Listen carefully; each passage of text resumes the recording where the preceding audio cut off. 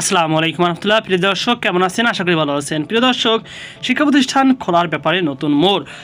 সেটি হচ্ছে কি, শুক্রবার শিক্ষা প্রতিষ্ঠান খোলা রাখার ব্যাপারে সিদ্ধান্ত এখনও হয়নি বলে জানিয়েছেন শিক্ষা মন্ত্রণালয়। আপনারা জানেন যে শিক্ষামন্ত্রী গতকালকে মেবি বলতেছেন তিনি শুক্রবারও যদি ক্লাসের সাথে যদি যেটা তাদের রুটিন মাফিক রয়েছে সেটি যদি না মিল হয় তাহলে শুক্রবারও খোলা রাখতে পারে, এমন কিছু একটা কথা বলেছে। যাই আমরা বিস্তারিত তথ্য এখান থেকে জেনে নিই।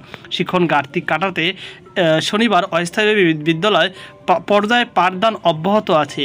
শুক্রবার প্রতিষ্ঠান খোলা রাখার ব্যাপারে কোনো সিদ্ধান্ত হয়নি। মঙ্গলবার 30 এপ্রিল রাতে শিক্ষা মন্ত্রণালয়ের ভেরিফাই ফেসবুক পেজে এই তথ্য জানানো হয়েছে।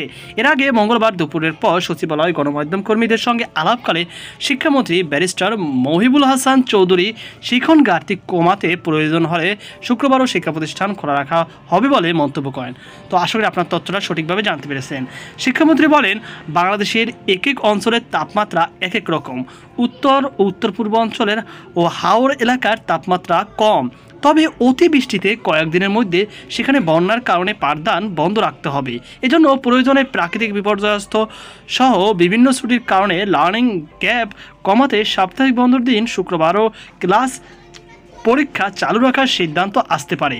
শিক্ষা প্রতিষ্ঠানের বন্ধের বিষয়ে হাইকোর্টের আদেশের বিরুদ্ধে আপিল করার কথা জানিয়েছেন মন্ত্রী। বলেন, সারা দেশে শিক্ষা প্রতিষ্ঠান বন্ধে এক ধরনের মানসিকতা তৈরি হচ্ছে।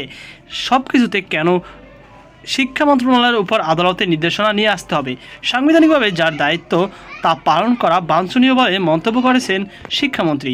তো প্রিয় দর্শক, এই ছিল আমাদের সর্বশেষ আপডেট। আজকে পর্যন্ত আল্লাহ হাফেজ।